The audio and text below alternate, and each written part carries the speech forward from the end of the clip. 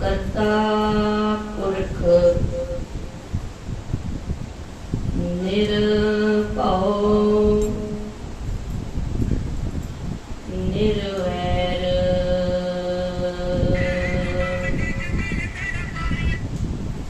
अकाल मूरत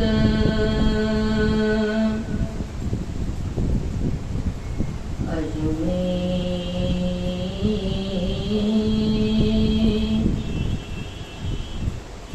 सैपं गुर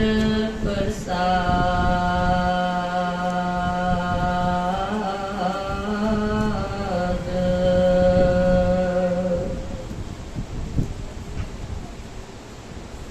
कृपा करो दीन के दाते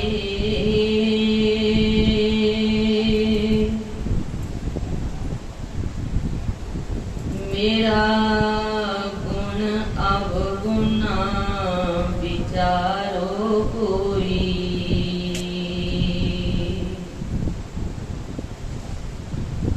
माटी का क्या तो पे स्वामी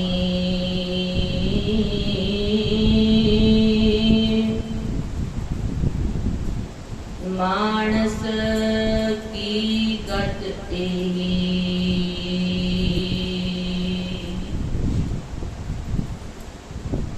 हम सर दीन दयाल न तुम सर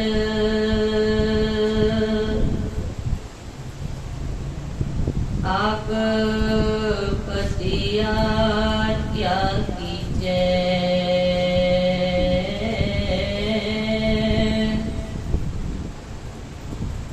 बचनी टोर मोर मन माने जन को पूरन दीजे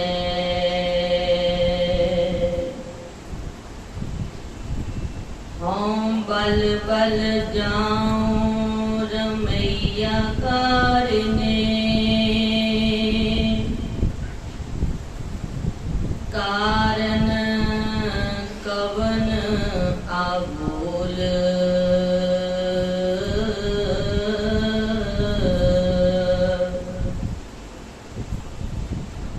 बहुत जन्म पिछड़े थे माधो यह जन्म तुम्हारे लिखे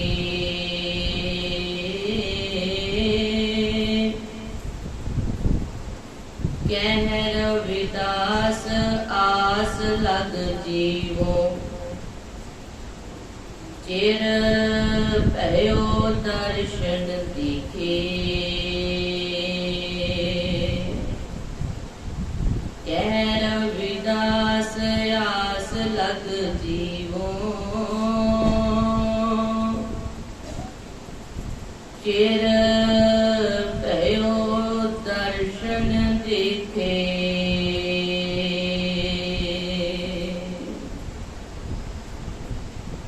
परम सत्कारयोग शब्द सतगुरु गुरुकुलीव निवास साहिब श्री गुरु ग्रंथ साहिब गुरु पिता महाराज जी की मुकद्दस गोद के अंदर भाई साहब सरदार जसविंदर सिंह होरां ने अपने माता पिता नूं याद करदियां होइयां सतगुरु सच्चे पातशाह जी के चरण अपने गृह विखे पासे श्री सहज पाठ जी के भोग पाए उपरंत गुरु घर विखे गुरमत समागम जिसकी हाजरी असी पढ़ रहे हाँ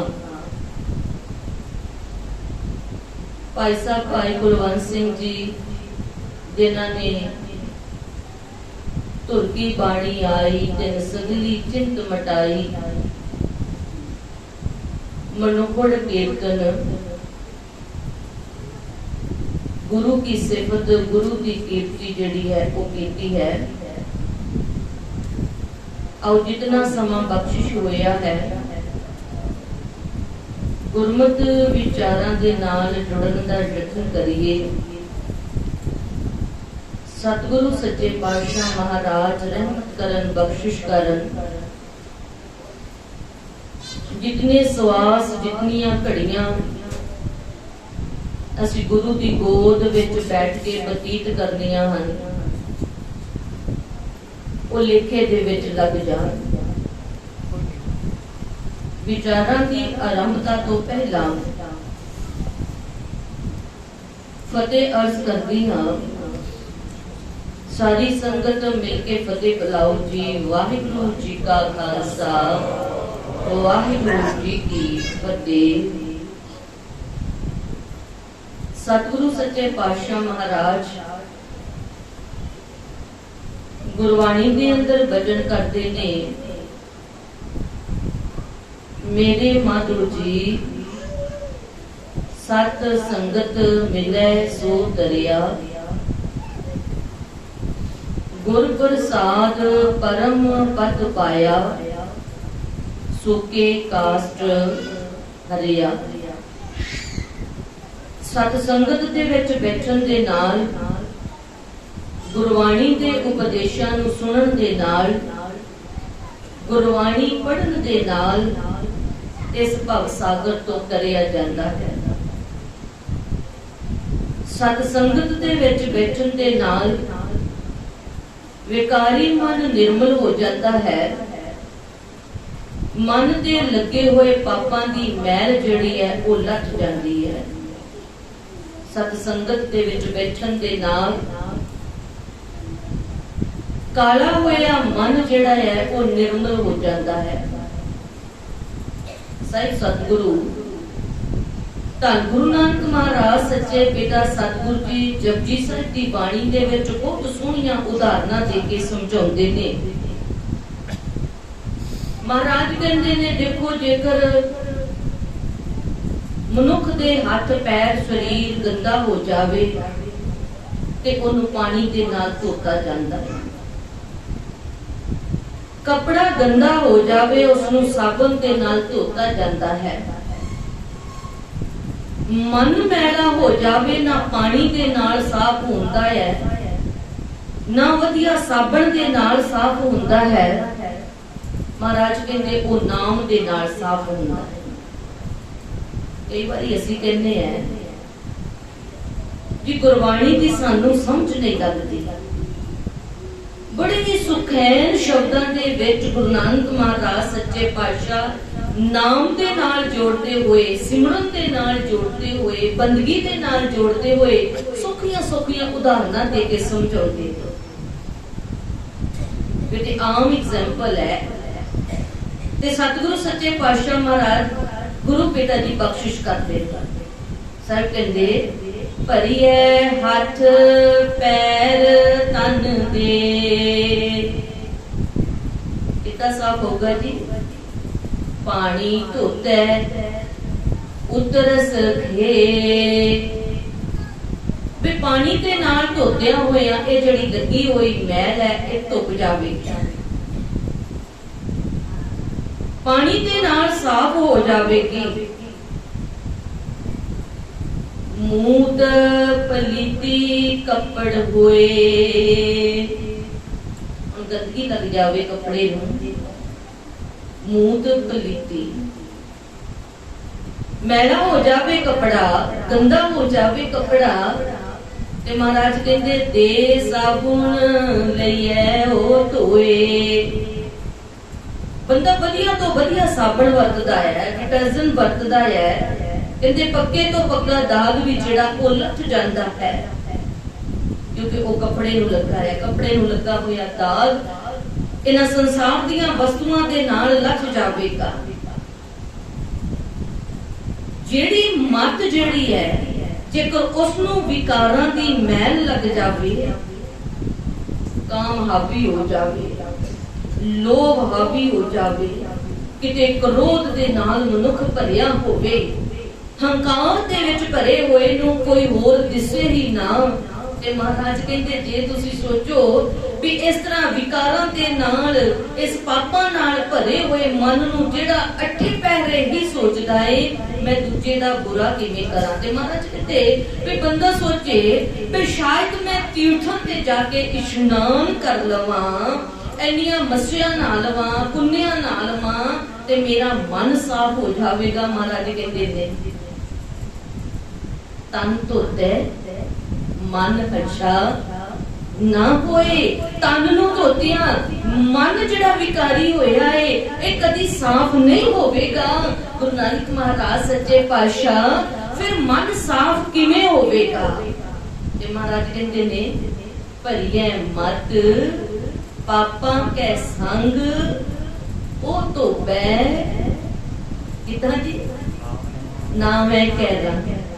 महाराज कहते नाम दे नाल जदों असीं गुरबाणी नूं पढ़ते जावांगे, गुरबाणी नूं मन दे अंदर अपने टिकाउंदे जावांगे, सच्ची कहंदे गुरबाणी जिहड़ी ओ मन नूं पवित्र कर दिंदी है, साफ कर दिंदी है।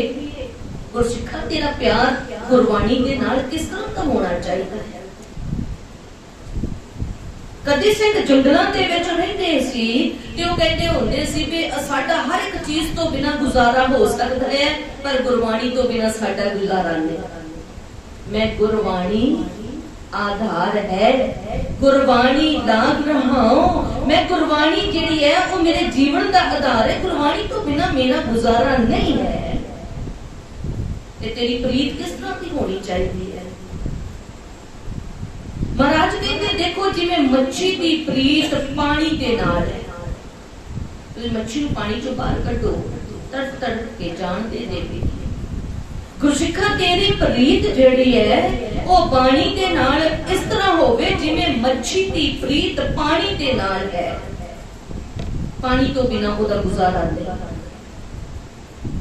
तेरी प्रीत भी ऐसी होवे महाराज कहते ज्यों मछली बिन पानी है क्यों जीवन पावे। क्यों किस तरह सवाल किया कहते किवें किवें पानी तो बिना मच्छी जीवन पा सकती है, तड़फ तड़फ के अपनी जान दे देवेगी, पानी के नाल इतनी ओदी प्रीत है, प्यार है। सिख दा प्यार गुरबाणी दे नाल इस तरह होवे जीवन दा आधार बन जाए।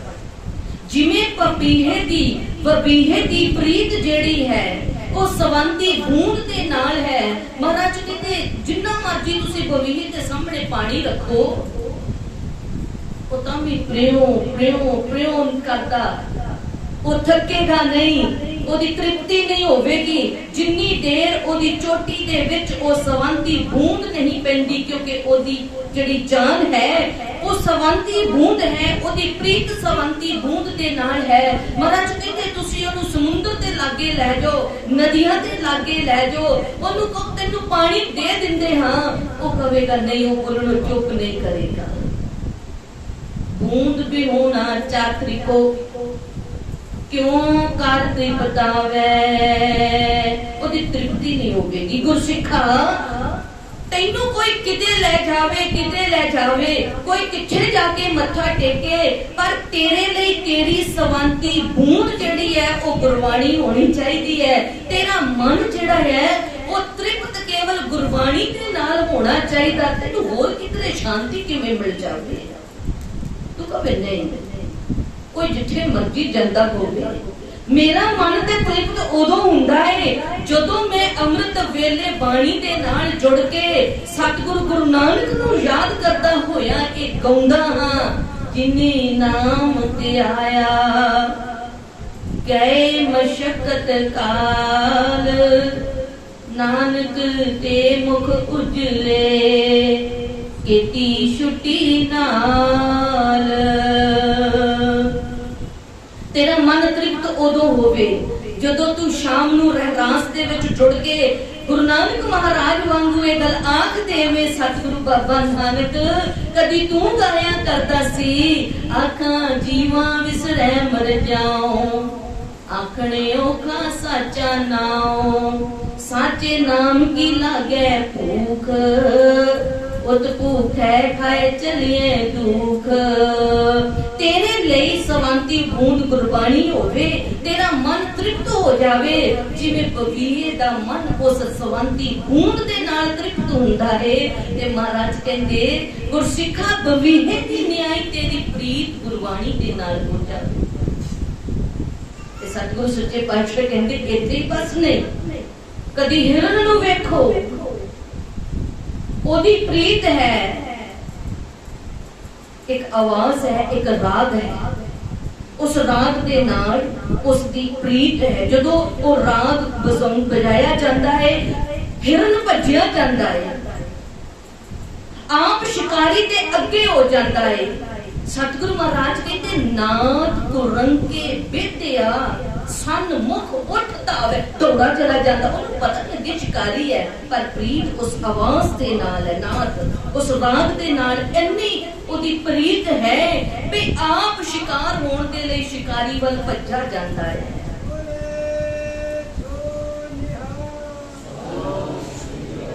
सतगुरु सच्चे पातशाह महाराज बख्शिश करते ने, कहते कदी भंवे नूं वेखो, फुल दी महक दे नाल उसदी प्रीत है, उसदे वाल खिंचिया जांदा है। बेशक उसनूं पता है जिस फुल दा रस लैण दे लई वो जा रहा है, वो फुल शाम तक बंद हो जाएगा, पिछे ही उसका दम जिहड़ा सा टुटिया जाएगा, वो मर जाएगा, पर क्योंकि प्रीत उसकी उस फुल दे नाल है, त्यो संत जना हर प्रीत है। देख दस अकावे महाराज कहते गुरु दे प्यारे सिखां दी, गुरु दे प्यारे सेवकां दी प्रीत इस तरह शब्द दे नाल है, गुरु दे नाल है। देख दर्श परमात्मा वाहिगुरु जी दे, गुरु जी दे दर्शन करके अकावे हुंदा रज जाना। कदी असीं क्या महाराज सानू तेरे दर्शनां दी भुख लगी, असीं अजे रजे नहीं। रजांगे कदों जदों असीं बाणी नूं पढ़ांगे। महाराज कहते जेको खावे जेको पुंजै, देख दर्श अकावे। दर्शन करना की है?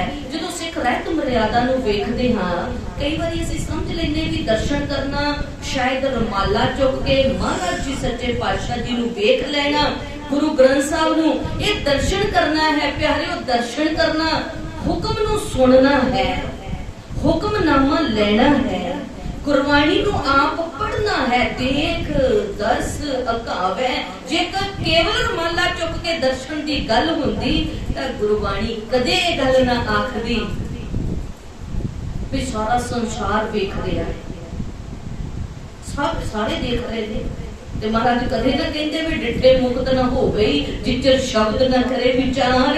वे देखण दे नाल मुक्ति नहीं मिलणगी, जिन्नी देर शब्द दी विचार निचे हुंदी, जदों शब्द दी विचार होवेगी, जदों प्रीत पै जावेगी, ते फिर महाराज सच्चे पातशाह कहंदे गुरु गल्लां करदा है, गुरबाणी जीवन नूं बदल दिंदी है।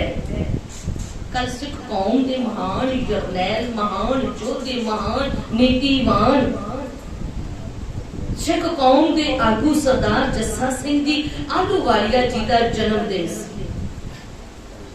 गुरबाणी जीवन बदलती है, गुरबाणी जीवन नूं ताकतवर बनाउंदी है, गुरबाणी दे नाल मन मजबूत हो जांदा। कितना प्यार गुरबाणी दे नाल गुरसिख दा होना चाहिदा है। एक उदाहरण दे के मैं समाप्ति कर देना। गुरसिखा तेरा प्यार गुरबाणी दे नाल कितना होवे। देखो भाई बदर सिंह जी पिंड आलू दे रहन वाले, पिता दा नाम भाई देवा सिंह जी। कलगीधर पातशाह गुरु गोबिंद सिंह महाराज जी दे अनन सिख ने भाई देवा जी, ते उन्हां दे सुपुत्र ने भाई बदर सिंह जी। उम्र शादी दी हो गई, ब्याह दी उम्र होई। भाई बाग सिंह जी दी भैन दे नाल उन्हां दा आनंद कारज होया। ये भैन गुरबाणी दे नाल जुड़ी हुई है। गुरबाणी इस भैन नूं कंठ है। कलगीधर पातशाह महाराज जी दा अमृत पान कीता। याद रखना इतिहास कहता है इस भैन ने जदों अमृत छकिया ਇਹ ਭੈਣ ਗਾਤਰੇ ਉੱਪਰੋਂ ਜਦੋਂ ਇਹ ਗਾਤਰੇ ਵਿੱਚ ਕਿਰਪਾਨ ਪਾਈ ਤੇ ਇਹਨੇ ਕਿਰਪਾਨ ਜਿਹੜੀ ਸੀ ਉਹ ਕਦੀ ਵੀ ਥੱਲਿਓ ਨਹੀਂ ਪਾਈ, ਹਮੇਸ਼ਾ ਸ਼੍ਰੀ ਸਾਹਿਬ ਉੱਪਰੋਂ ਦੀ ਪਾ ਕੇ ਰੱਖਦੀ ਸੀ। ਤੇ ਦੂਜੀ ਗੱਲ ਕਹਿੰਦੇ ਜਿੱਥੇ ਸ਼੍ਰੀ ਸਾਹਿਬ ਗਾਤਰਾ ਇਹ ਉੱਪਰੋਂ ਦੀ ਪਾ ਕੇ ਰੱਖਦੀ ਸੀ ਤੇ ਨਾਲ ਇੱਕ ਖਜ਼ਾਨਾ ਰੱਖਦੀ ਹੁੰਦੀ ਸੀ। ਉਸ ਖਜ਼ਾਨੇ ਦੇ ਅੰਦਰ ਇਹ ਨਿਤਨੇਮ ਦੀਆਂ ਬਾਣੀਆਂ ਜਿਹੜੀਆਂ ਗੁਟਕਾ ਸੀ ਉਹ ਹਮੇਸ਼ਾ ਰੱਖਦੀ ਸੀ, ਪੰਜ ਗ੍ਰੰਥੀ ਹਮੇਸ਼ਾ ਰੱਖਦੀ ਸੀ। ਮੈਂ ਗੁਰਬਾਣੀ ਨਾਲ ਜੁੜਨ ਦੀ ਗੱਲ ਕਰਨ ਲੱਗੀ। ਬਹੁਤ ਗੁਰਬਾਣੀ ਇਸ ਭੈਣ ਨੂੰ ਕੰਠ ਸੀ। ਦੋ ਤਾਰਾ ਜਿਹੜਾ ਇੰਨਾ ਸੋਹਣਾ ਇੰਨਾ ਸੁਰੀਲਾ ਵਜਾਉਂਦੀ ਸੀ। ਆਸਾ ਜੀ ਦੀ ਵਾਰ ਦੀ ਚੌਂਕੀ ਲਾਉਂਦੀ, ਕਹਿੰਦੇ ਸੰਗਤਾਂ ਝੂਮ ਉੱਠਦੀਆਂ ਸੀ, ਮੰਤਰ ਮੁਗਧ ਹੋ ਜਾਂਦੀ, ਆਨੰਦਿਤ ਹੋ ਜਾਂਦੀ। ਇਸ ਭੈਣ ਨੂੰ ਗੁਰਬਾਣੀ ਇੰਨੀ ਕੰਠ ਸੀ ਵੀ ਕਦੀ ਵੀ ਇਸ ਭੈਣ ਦੇ ਬੁੱਲ ਜਿਹੜੇ ਸੀ ਉਹ ਹੋਰ ਗੱਲ ਨਹੀਂ ਸੀ ਕਰਦੇ। 24 ਘੰਟੇ ਇਸ ਭੈਣ ਦੇ ਬੁੱਲ ਹਿੱਲਦੇ ਰਹਿੰਦੇ ਤੇ ਗੁਰਬਾਣੀ ਦਾ ਜਾਪ ਜਿਹੜਾ ਸੀ ਉਹ ਕਰਦੇ ਰਹਿੰਦੇ। ਤੇ ਇਹੋ ਜਿਹੀ ਗੁਰਤੀ ਵਾਲੀ ਮਾਂ ਭਾਈ ਬਦਰ ਸਿੰਘ ਪਿਤਾ, ਇਸ ਮਾਂ ਅਤੇ ਪਿਤਾ ਦੇ ਘਰ ਭਾਈ ਬਦਰ ਸਿੰਘ ਜਿਨ੍ਹਾਂ ਦੇ ਘਰ ਦੇ ਵਿੱਚ ਸਨ 1718 ਈਸਵੀ ਨੂੰ ਕਲਗੀਧਰ ਪਾਤਸ਼ਾਹ ਮਹਾਰਾਜ ਜੀ ਦੀ ਬਖਸ਼ਿਸ਼ ਦੇ ਨਾਲ ਸਰਦਾਰ ਜੱਸਾ ਸਿੰਘ ਜੀ ਆਹਲੂਵਾਲੀਆ ਜੀ ਦਾ ਜਨਮ ਹੋਇਆ।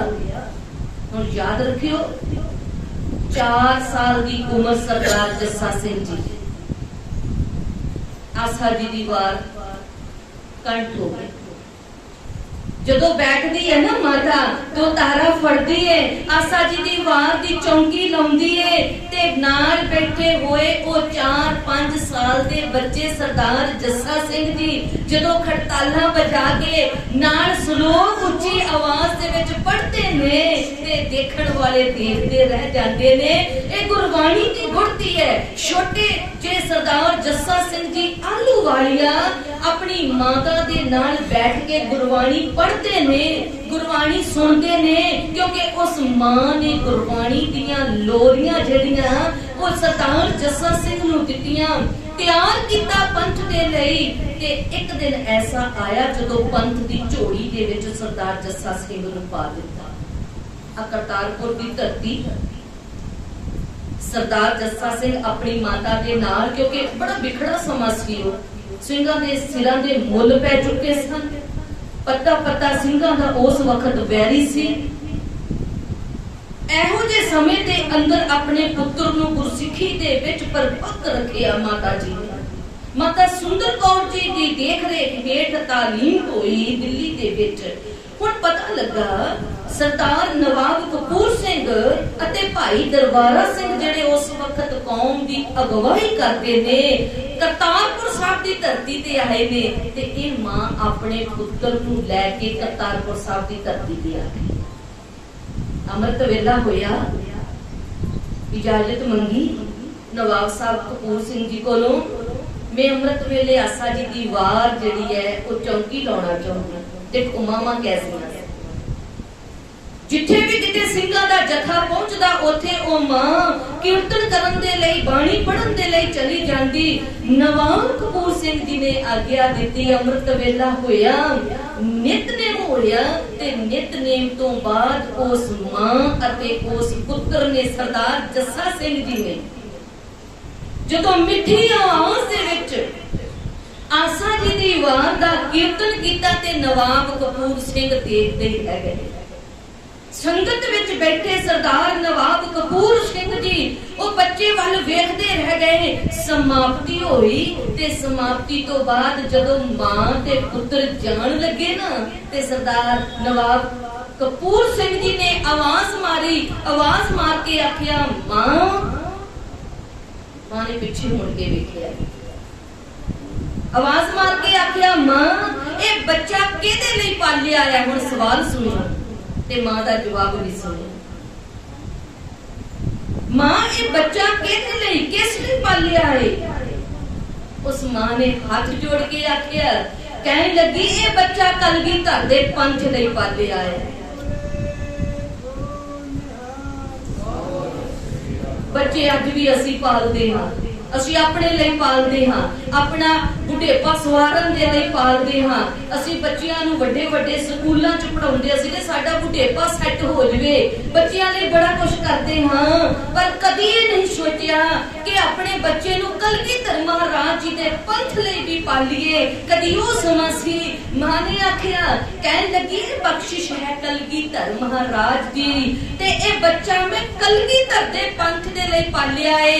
ਇਹ ਬੱਚਾ ਪੰਥ ਦਾ ਹੈ, ਇਹ ਪੰਥ ਦੀ ਸੇਵਾ ਲਈ ਪਾਲਿਆ ਏ। ਤੇ ਨਵਾਬ ਕਪੂਰ ਸਿੰਘ ਨੇ ਜਿਹੜਾ ਗਲ ਵਿੱਚ ਪੱਲਾ ਪਾਇਆ ਸੀ ਨਾ ਸਾਧ ਸੰਗਤ, ਉਸ ਪੱਲੇ ਨੂੰ ਏਦਾਂ ਕੀਤਾ, ਖੋਲ ਕੇ ਪੱਲਾ, ਆਖਿਆ ਮਾਂ ਜੇ ਇਹ ਬੱਚਾ ਕਲਗੀਧਰ ਦੇ ਪੰਥ ਲਈ ਪਾਲਿਆ ਹੈ ਤੇ ਪੰਥ ਆਵਾਜ਼ਾਂ ਪਿਆ ਮਾਰਦਾ ਏ, ਇਹ ਬੱਚਾ ਪੰਥ ਦੀ ਝੋਲੀ ਦੇ ਵਿੱਚ ਪਾ ਲਓ।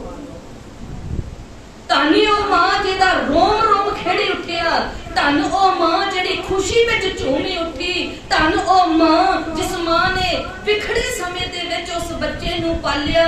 ਜਦੋਂ ਸਿੰਘਾਂ ਦੇ ਸਿਰਾਂ ਦੇ ਮੁੱਲ ਪਾਏ, ਉਹ ਮਾਵਾਂ ਤਿਆਰ ਕਰਦੀਆਂ ਸਨ ਬੱਚਿਆਂ ਨੂੰ ਪੰਥ ਦੀ ਝੋਲੀ ਦੇ ਵਿੱਚ ਪਾਉਣ ਦੇ ਲਈ, ਤੇ ਉਸ ਮਾਂ ਨੇ ਨਵਾਬ ਕਪੂਰ ਸਿੰਘ ਦੀ ਝੋਲੀ ਦੇ ਵਿੱਚ ਆਪਣਾ ਉਹ ਬੱਚਾ ਪਾ ਦਿੱਤਾ। ਪਿਤਾ ਦਾ ਸਾਇਆ ਸਿਰਤੇ ਨਹੀਂ, 4 ਸਾਲ ਦੀ ਉਮਰ ਵਿੱਚ ਸਰਦਾਰ ਬਦਰ ਸਿੰਘ ਦੀ ਉਦੋਂ ਚੜ੍ਹਾਈ ਕਰਕੇ ਸਨ, ਸਰਦਾਰ ਜੱਸਾ ਸਿੰਘ ਦੀ ਉਮਰ 4 ਸਾਲ ਸੀ। ਇਕੱਲੀ ਮਾਂ ਨੇ ਪਾਲਿਆ, ਪਰ ਪਾ ਕੇ ਦੀ ਝੋਲੀ 'ਚ ਦਿੱਤਾ, ਪੰਥ ਦੀ ਝੋਲੀ ਦੇ ਵਿੱਚ ਪਾ ਦਿੱਤਾ। ਆਖਿਆ ਕਲਗੀਧਰ ਪਾਤਸ਼ਾਹ ਰਹਿਮਤ ਕਰਨ, ਨਵਾਬ ਸਾਹਿਬ ਇਸ ਬੱਚੇ ਦੇ ਕੋਲੋਂ ਪੰਥ ਦੇ ਲਈ ਤੁਸੀਂ ਜਿਹੜੀ ਸੇਵਾ ਲੈਣੀ ਚਾਹੁੰਦੇ ਹੋ ਲੈ ਸਕਦੇ ਹੋ। ਤੇ ਕਮਾਲ ਦੀ ਗੱਲ ਹੈ, ਨਵਾਬ ਕਪੂਰ ਸਿੰਘ ਜੀ ਨੇ ਸਰਦਾਰ ਜੱਸਾ ਸਿੰਘ ਆਲੂਵਾਲੀਏ ਨੂੰ ਆਪਣੇ ਕੋਲ ਰੱਖਿਆ, ਆਪਣੇ ਕੋਲ ਸਾਰੀ ਜ਼ਿੰਮੇਵਾਰੀ ਲਈ, ਸ਼ਸਤਰ ਅਤੇ ਸ਼ਾਸਤਰ ਸਿਖਾਇਆ। ਤੇ ਪਿਆਰੇ ਖਾਲਸਾ ਜੀਓ, ਐਸੀਆਂ ਬਖਸ਼ਿਸ਼ਾਂ ਕੀਤੀਆਂ, ਰਹਿਮਤਾਂ ਕੀਤੀਆਂ।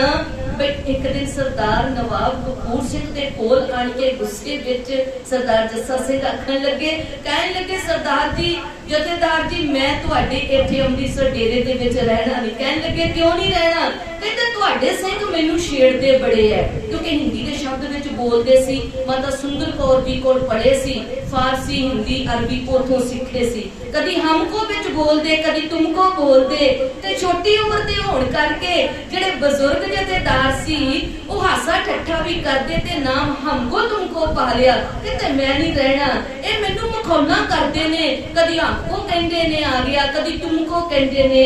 ਤੇ ਸਰਦਾਰ ਕਪੂਰ ਸਿੰਘ ਜੀ, ਨਵਾਬ ਕਪੂਰ ਸਿੰਘ ਨੇ ਘੁੱਟ ਕੇ ਛਾਤੀ ਨਾਲ ਲਾ ਕੇ ਜੱਸਾ ਸਿੰਘ ਨੂੰ ਆਖਿਆ, ਕਹਿੰਦੇ ਜੱਸਾ ਸਿਆ ਮੈਂ ਅਨਪੜ੍ਹ, ਤੂੰ ਪੜ੍ਹਿਆ ਲਿਖਿਆ ਹੈ? ਕਹਿੰਦੇ ਹਾਂਜੀ ਪੜ੍ਹਿਆ ਲਿਖਿਆ। ਕਹਿੰਦੇ ਮੈਂ ਘੋੜਿਆਂ ਦੀ ਲਿੱਦ ਚੁੱਕਣ ਵਾਲਾ, ਤੂੰ ਤੇ ਘੋੜਿਆਂ ਨੂੰ ਦਾਣਾ ਪਾਉਣਾ? ਕਹਿੰਦਾ ਹਾਂਜੀ ਪਾਉਂਦਾ ਹੈ। ਕਹਿਣ ਲੱਗੇ ਮੈਂ ਲੰਗਰ ਦੇ ਬਰਤਨ ਸਾਫ਼ ਕਰਨ ਵਾਲਾ, ਮੈਂ ਲਿੱਦ ਚੁੱਕਣ ਵਾਲਾ। ਖਾਲਸਾ ਪੰਥ ਨੇ ਮੇਰੇ ਤੇ ਇੰਨੀਆਂ ਬਖਸ਼ਿਸ਼ਾਂ ਕੀਤੀਆਂ ਵੀ ਮੈਨੂੰ ਨਵਾਬ ਬਣਾ ਦਿੱਤਾ। ਇਹ ਖਾਲਸਾ ਬੜਾ ਗਰੀਬ ਨਿਵਾਜ਼ ਹੈ, ਤੂੰ ਪੜ੍ਹਿਆ ਲਿਖਿਆ ਏ, ਤੂੰ ਬੜਾ ਸੂਝਵਾਨ ਏ। ਖਾਲਸਾ ਪੰਥ ਨੇ ਤੇਰੇ ਤੇ ਪਤਾ ਨਹੀਂ ਕਿਦੋਂ ਬਖਸ਼ਿਸ਼ਾਂ ਕਰ ਦੇਣੀਆਂ ਏ, ਮੈਨੂੰ ਤੇ ਨਵਾਬ ਬਣਾਇਆ, ਤੈਨੂੰ ਤੇ ਬਾਦਸ਼ਾਹ ਬਣਾ ਦੇਣਗੇ। ਸੁਲਤਾਨ ਉਲ ਕੌਮ ਦੀ ਉਪਾਧੀ ਜਿਹੜੀ ਸਰਦਾਰ ਜੱਸਾ ਸਿੰਘ ਜੀ ਨੂੰ ਮਿਲੀ, ਇਹ ਸਦਕਾ ਸੀ ਉਸ ਭੈਣ ਦਾ, ਉਸ ਮਾਂ ਦਾ, ਜਿਸ ਮਾਂ ਨੇ ਆਪਣੇ ਬੱਚੇ ਨੂੰ ਗੁਰਬਾਣੀ ਦੇ ਨਾਲ ਜੋੜਿਆ। ਸੁਲਾਉਂਦੇ ਵੀ ਗੁਰਬਾਣੀ ਦੀਆਂ ਲੋਰੀਆਂ, ਜਾਗਦਿਆਂ ਵੀ ਗੁਰਬਾਣੀ ਦੀਆਂ ਲੋਰੀਆਂ। ਇੱਕੋ ਗੱਲ ਸਿਖਾਈ, ਪੁੱਤਰਾ ਪੰਥ ਲਈ ਜਿਉਣਾ, ਪੰਥ ਲਈ ਮਰਨਾ ਸਦਾ ਯਾਦ ਰੱਖਣਾ। ਜੇ ਪੰਥ ਲਈ ਮਰਿਆ, ਪੰਥ ਲਈ ਜਿਉਂਦਾ ਹੈ ਤੇ ਜੀਵਨ ਹੈ, ਨਹੀਂ ਤੇ ਜੀਵਨ ਤ੍ਰਿਕਾਰ ਹੈ। ਮਹਾਰਾਜ ਸੱਚੇ ਪਾਤਸ਼ਾਹ ਸਤਿਗੁਰੂ ਗੁਰੂ ਪਿਤਾ ਜੀ ਅੱਗੇ ਅਰਦਾਸ ਕਰੀਏ, ਜਿਵੇਂ ਉਹਨਾਂ ਯੋਧਿਆਂ ਦਾ ਜੀਵਨ ਦਾ ਆਧਾਰ ਗੁਰਬਾਣੀ ਸੀ, ਗੁਰਬਾਣੀ ਤੋਂ ਉੱਪਰ ਕੁਝ ਨਹੀਂ ਸੀ। ਮਹਾਰਾਜ ਸਾਡੇ ਜੀਵਨ ਦਾ ਆਧਾਰ ਵੀ ਗੁਰਬਾਣੀ ਨੂੰ ਬਣਾਉਂਦੇ। ਤੇ ਯਾਦ ਰੱਖੋ, ਗੁਰਬਾਣੀ ਕੇਵਲ ਕੀਰਤਨ ਕਰਨ ਲਈ ਨਹੀਂ, ਗੁਰਬਾਣੀ ਕੇਵਲ ਅਖੰਡ ਪਾਠ ਕਰਨ ਲਈ ਨਹੀਂ, ਗੁਰਬਾਣੀ ਕੇਵਲ ਸੁਖਮਨੀ ਸਾਹਿਬ ਕਰਨ ਦੇ ਲਈ ਨਹੀਂ। ਵੀ ਖੁਸ਼ੀ ਹੈ ਤੇ ਗਮੀ ਹੈ, ਸੁਖਮਨੀ ਸਾਹਿਬ ਕਰ ਲਓ, ਅਖੰਡ ਪਾਠ ਕਰ ਲਓ, ਲੜੀਆਂ ਜਲਾ ਲਓ, ਨਹੀਂ। ਗੁਰਬਾਣੀ ਕੇਵਲ ਕੀਰਤਨੀਆਂ ਲਈ ਨਹੀਂ, ਸਾਡੇ ਵਰਗੇ ਪ੍ਰਚਾਰਕਾਂ, ਰਾਗੀਆਂ, ਢਾਡੀਆਂ, ਕਮਿਸ਼ਨਾਂ ਲਈ ਨਹੀਂ। ਗੁਰਬਾਣੀ हर एक सिख दे लई है, क्योंकि गुरु साहब सच्चे पातशाह धन गुरु अमरदास आवाज़ां मार मार के सिख नूं बुलाउंदे ने। की कहंदे ने? कहंदे आवो सिख सतगुरु के प्यारिओ। की करो? इत्थे आण के गल्लां करो, बस लंगर विच मस्त हो जाओ। महाराज कहंदे नहीं, गावो सच्ची बाणी, पे सच्ची बाणी गावो। आवाज़ां मारदे ने, वो आवाज़ सानू अजे तक सुनाई नहीं दिंदी। गुरु साहब आवाज़ मारदे ने, बेशक आनंद साहब जी दा पाठ गुरु घर विच अमृत वेले हुंदा है। गुरु अमरदास बापू बाजा मार मार के आखदा है, आवो सिख सतगुरु के प्यारिओ, ओ गावो सच्ची बाणी। बाणी तां गावो गुरु केड़ी, बाणियां सिर बाणी, सिर हुंदा श्रोमणी श्रेष्ठ, इस तो ऊपर होर कुछ नहीं। जिनको नदर करम होवे, जदों उस नदर दे असीं पात्र बन जावांगे, केवल गाउण तक ही सीमित नहीं, पढ़न तक ही सीमित नहीं, नदर दे पात्र भी बनना है। जदों अरदास करके करांगे महाराज नदर भी करदे होण, जदों नदरों नदर निहाल हो जावांगे, करम बख्शिश दे पात्र बन जावांगे। जिनको नदर करम होवे, महाराज कहंदे हिरदे तिना समाणी, फिर हिरदे दे विच बाणी टिक जावेगी, वस जावेगी। गुरु प्यारी साध संगत जी, ये अरदास ये बेनती महाराज सच्चे पिता जी दे अगे करिए। सतगुरु ਅਸੀਂ ਆਪ ਵੀ ਗੁਰਬਾਣੀ ਦੇ ਨਾਲ ਜੁੜੀਏ ਅਤੇ ਆਪਣੇ ਬੱਚਿਆਂ ਨੂੰ ਵੀ ਗੁਰਬਾਣੀ ਦੇ ਨਾਲ ਜੋੜੀਏ, ਕਿਉਂਕਿ ਜਿਹੜਾ ਸਮਾਂ ਆ ਚੱਲ ਰਿਹਾ ਹੈ, ਇਸ ਸਮੇਂ ਦੇ ਅੰਦਰ ਜੇਕਰ ਅਸੀਂ ਭਟਕ ਗਏ, ਜੇ ਸਾਡੇ ਬੱਚੇ ਭਟਕ ਗਏ ਤੇ ਮੈਨੂੰ ਮਾਫ ਕਰਿਓ, ਸਮਾਂ ਬੜਾ ਬਲਵਾਨ ਹੈ, ਮਾਫ ਨਹੀਂ ਕਰੇਗਾ। ਤੁਸੀਂ ਹਾਲਾਤ ਵੇਖਦੇ ਜੋ ਛੋਟੇ ਛੋਟੇ ਬੱਚਿਆਂ ਦੇ ਹੱਥਾਂ ਦੇ ਵਿੱਚ, ਪੰਜਵੀਂ ਦੇ ਬੱਚਿਆਂ ਦੇ, ਚੌਥੀ ਦੇ ਬੱਚਿਆਂ ਦੇ ਹੱਥਾਂ ਦੇ ਵਿੱਚ, ਸਕੂਲਾਂ ਦੇ ਵਿੱਚ ਵੱਡੇ ਵੱਡੇ ਮੋਬਾਈਲ ਜਿਹੜੇ ਬੱਚੇ ਸਕੂਲ ਲੈ ਕੇ ਜਾਂਦੇ ਨੇ। ਇਸ ਤੋਂ ਉੱਪਰ ਬੱਚਿਆਂ ਨੂੰ ਕੁਝ ਨਜ਼ਰ ਨਹੀਂ ਆਉਂਦਾ। ਮਾਈਂਡ ਸੈੱਟ ਕਰ ਲਿਆ ਬੱਚਿਆਂ ਨੇ, ਉੱਥੇ ਆਪਣਾ ਮਾਈਂਡ ਉਹਨਾਂ ਦਾ ਸੈੱਟ ਹੋ ਗਿਆ। ਲੋੜ ਹੈ ਗੁਰਬਾਣੀ ਦੇ ਨਾਲ ਜੁੜਨ ਦੀ। ਮਾਤਾ ਪਿਤਾ ਸੰਸਾਰ ਦੇ ਅੰਦਰ ਗੁਰਬਾਣੀ ਦੇ ਨਾਲ ਜੋੜਦੇ ਨੇ। बहुत इतिहास के अंदर ऐसियां उदाहरणा ने। माता पिता का देन असी दे नहीं सकते, जिहड़े सानू संसार दे विच लैके आउंदे ने। इस माता पिता के संजोग दे नाल असी इस संसार दे विच आउंदे हां। भाई साहब भाई जसविंदर सिंह होरी उन्हां दे समूह परिवार वालों अपने माता पिता नूं याद करदिया होया एक गुरमुख समागम करवाया गया है। सतगुरु सच्चे पातशाह रहमत करन, बख्शिश करन, गुरबाणी साडे हिरदे दे विच वस जावे।